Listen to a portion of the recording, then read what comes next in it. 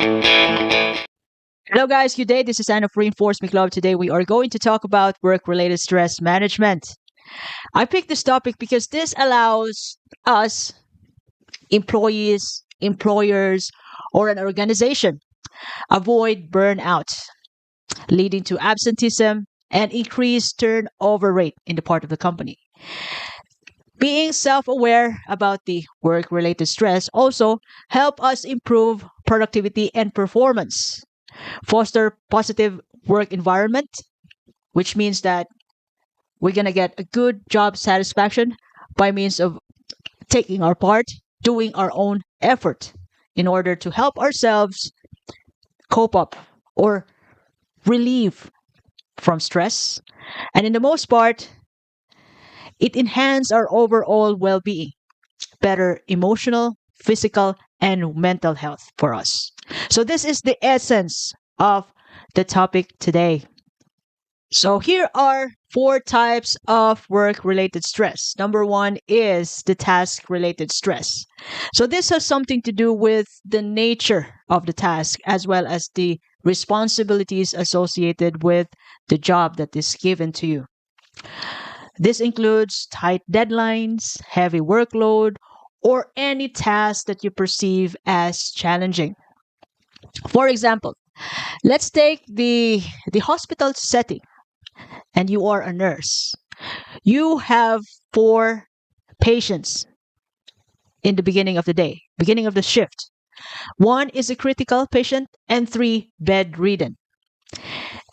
And suddenly at 12 noon, your manager decided to give you two additional patients whom have signs of acute heart attack at home. So these two patients are still under investigation and you'll never know what's going to happen. So although you have some background experience about how to handle cardiovascular problems, what to expect on them. So you have six patients all in all for the entire shift. And you have to go through the investigations of these two additional patients other than the investigations and the interventions that your four okay patients that you already have at the beginning of the day plus two, all right, a total of six. Now this is quite challenging to you because the manager didn't really communicate their absolute expectations on you, although it could mean to say that they trust you a lot, but it's just too heavy. And you didn't say that. You didn't stand for yourself. As a result of that, yes, you could finish the job at the end of the shift successfully with a little bit of overtime in some ways for some reasons. But when you got home, you're burnout. You're totally jump into the bed and then no time for kids, for the hobbies, no time to for your favorite things to do at the end of the day. So that is burnout due to heavy workload. I know you also have other stories, but look, you can actually communicate your side to your manager. Make negotiation as much as possible. Now, let's move into the second work related stress, which is interpersonal stress. So, this has something to do with your interactions to your colleagues, supervisors, clients, or patients, which sometimes resulted to conflicts or difficult relationship with your colleagues. You know, this happens that there are just two people who can't get along in the workplace. Or sometimes you don't like the office politics, which is part of the culture. Let's take this for example. You and your colleague keep arguing how to complete the task because you can't get along. That's another stress though.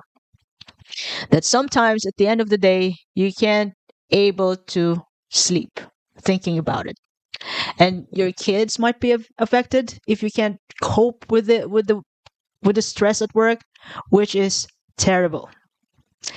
I know, once again, that you have also other stress related to interpersonal stress. But yeah, this happens.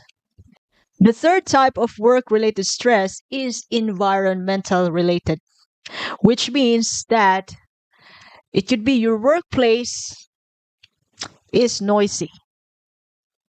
So maybe it's time for you to buy a noise canceling headphone if that's the case. Or it could be your workplace you have lack of privacy in the office. Or it could be too cold in the office or too hot. Let's take this for example. In the office, you have a chatty colleague sitting beside you in the office, and your desk is just a quiet distance from a noisy printer. Plus, other than that, people constantly walking by on your office, and you keep looking at them at times, and it diverts your attention while you're working on something serious. That is absolutely environmental related stress in the workplace. So, lastly, we have the so called organizational stress. So, this has something to do with the issues related to the overall structure and the culture of the organization, which means that you can't fit in with the culture of your colleagues, with your manager, with your office mates, and you're just a newbie. You can't fit in. Or the organization or the company has an ongoing layoff, and you keep thinking about it because you have a family relying on you.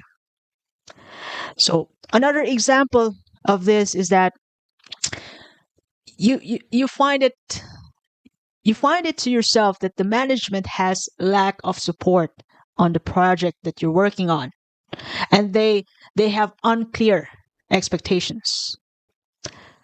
And to add up the stress to your stress is that you have quite some sort of you have this so-called job insecurity, that if you can't finish the job well and you don't satisfy them, you're out.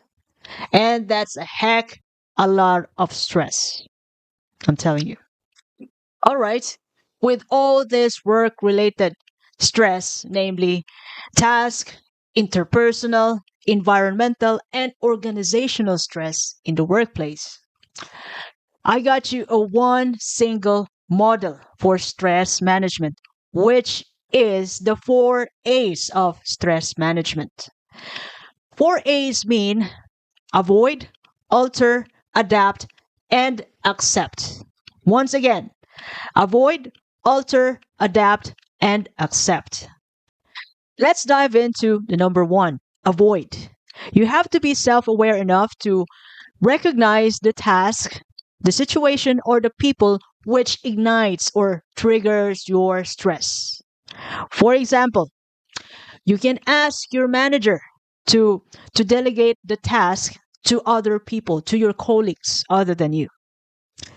Or if it's a tight deadline, ask the manager to extend the deadline or give you a little bit or mild task to meet the deadlines, because you know in your mind, in your head, you also need a life outside work. You can't bring in work at the end of the shift. You can't bring your work at home or in the pub or in the club. You also need time for yourself. That's just inside your head. But explain to your manager your side with all due respect. All right? Of course, it's important for you to create boundaries too, to say no to some task respectfully, to say no to some people, or this is one of the top secret. Be intentionally uninteresting when you are around with people who drags down your energy, when you are around with people who makes you feel down, who makes you feel, not enough. Just just be intentionally uninteresting so they can stay away from you. That's another way of avoiding intentionally, proactively at the same time.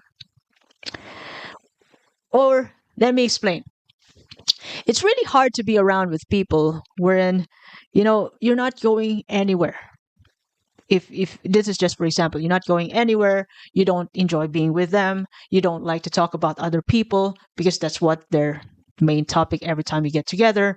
So when you have no choice and they approach you, just be intentionally introvert and uninteresting when they're around so that they can stay away from you, because eventually they're going to feel that you're not interested about the topic at all, not anymore. So that's another way. That's what I'm saying. Proactively avoiding by just, you know, by just prioritizing yourself. Yes, it's not nice, but you can't please everybody. Sometimes you have to stand for yourself. And then the number two is alter. Alter means communicating your side effectively, like discussing concerns with your supervisors or colleagues to seek solution. Let's take this for example. When you keep arguing with your colleague how to come up with a solution and to complete the task, instead of doing that, you talk to your colleague nicely with all due respect and find those part in the task which compromise both of you and work it out, even for the sake of just merely finishing the task itself. And you'll never know. That could be the start of your real friendship. You'll never know. All right? Also, that's another way of growing yourself. When you try to interact, negotiate with people, even with those people you don't like, you try to respect them because we are all different. And not all of our answers are 100% perfect. Whenever we do something, there there's always a consequence behind it. So people could have or other people could have better idea than yours. So you just have to brainstorm in order to come up with a better output that is from both of you, from your cooperation and teamwork. And of course, when you find it hard to really complete a heavy load task, let's just say in a clinical setting in the hospital, you are a nurse, you have four patients, one patient is critical and the three patients are bedridden. Now it's important for you to set priority. So the priority is the critical patient, because the three bedridden patients are all stable. It's just that they need bedside care and assistance. But this critical patient, the number four patient, has loads of chance to get back to his normal things to do, normal status, normal body. So it's important to really do your part to save him. All right, to do whatever thing that is needed in order for him to fully recover and walk again and live normally. Otherwise, if that critical patient will eventually deteriorate, and of course, we don't want that to happen, we do everything for that to avoid that. So, that critical patient is the priority. So, break down the task into smaller, manageable steps and prioritize them, which is the most important thing to do at this moment while you are working. And at the end of the day, it could be another day because you'll be tired, caring for those patients. It's important to seek feedback from your manager about your performance and identify areas of improvement, and of course, to reduce uncertainty in your part. But always communicate to your manager that, about your limitations. You are only human. You can't be a Wonder Woman. If that's only possible, then why not? But you can't be. Number three is adapt. So you have to develop a coping strategy, whether you like it or not. Because we to be honest, in real life you cannot eliminate all the stress 100%. So we have to develop ourselves, has to be smart enough to really create a coping strategy. For example, mindfulness, that is meditation, deep breathing, or like relaxation techniques for some people to cope up with stress. For me, I soothe myself. I do self talk and I hug myself. I don't need, as much as possible, I don't feel the need to, for others to congratulate me. What I need, I give it to myself so that at the end of the day, I can sleep tight, have a good night because I value sleep so much that I want to have a good sleep because that is important for me to do my task the following day effectively. Now, another way to adapt from stress is to focus only on things that you can control rather than the things that you can't. And the only thing that you can control in this world is just yourself. Your response to the stressors, to everything that interacts to you is just yourself and your response, your own world, your own time. That's the only thing that you can control. And since you're the only key to your own success and happiness in your life, it's important to set expectations both for yourself and to others. You can even teach people how to treat you. You, it's like I'm talking to myself. One way to teach people how to treat you is to clearly communicate to them what are the things that you can tolerate and what are the things that's already too much for you. All right? This actually reduce the pressure and the stress that you're going to encounter at the end of the day.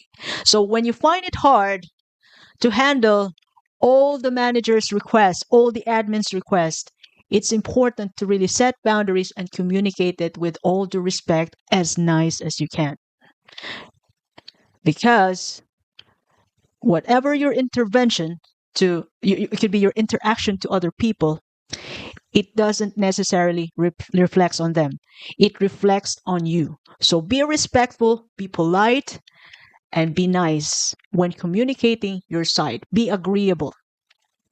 And of course, everything in life is negotiable except your values. Lastly, let's tackle the acceptance. Accept number 4. Acknowledge that not all the stressors that you encounter every day can be eliminated 100%. So be kind to yourself and acknowledge that it's okay to be stressed at times. Other than, deep breathing, mindfulness, and relaxation techniques, it's also important to seek support and connect with others, with your true friends, family, or if you're well able enough, hire a therapist. Okay? There's nothing wrong with that.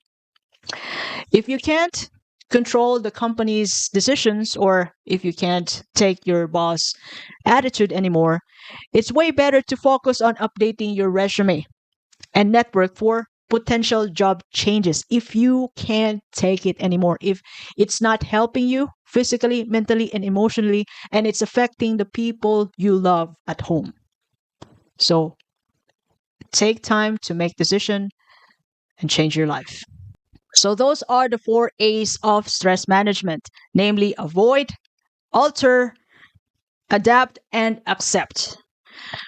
Other than this, we have additional tips to overcome work-related stress. Number 1 is practice work-life counterbalance. Of course, when you dedicate the entire month focusing on your job to finish the project successfully, make sure that by the time you finish your project, you have to make it up to your family, to your loved ones, to yourself. Make time to those things that matters to you. because work can actually survive with or without you. So make sure to make it up to those people who matters most in your life. Even even if it's just yourself, you make it up to yourself.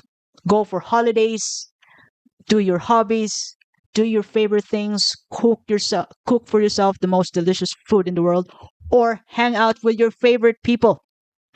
Relax and recharge. Another tip is take breaks.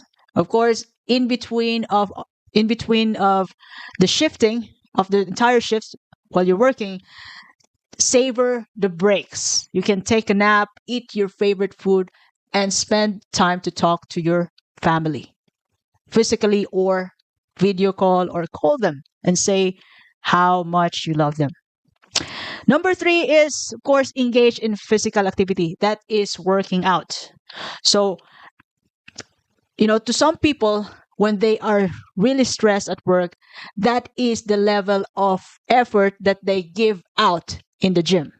And after that, after going to the gym, when they got home, they got a big smile on their face. They've already released the stress in the gym. Or you could simply do brisk walking or just sightseeing in some beaches, or just give time to do some physical activities, just merely walking for 15 to 30 minutes outside your home. You could also prioritize self-care. Get enough sleep, eat nutritious foods, and engage in activities that bring you joy. It could be like a bedtime story with your kids, dining out with your kids, chatting with your family, quality time with people who matters to you. Lastly, you can always seek professional help if needed.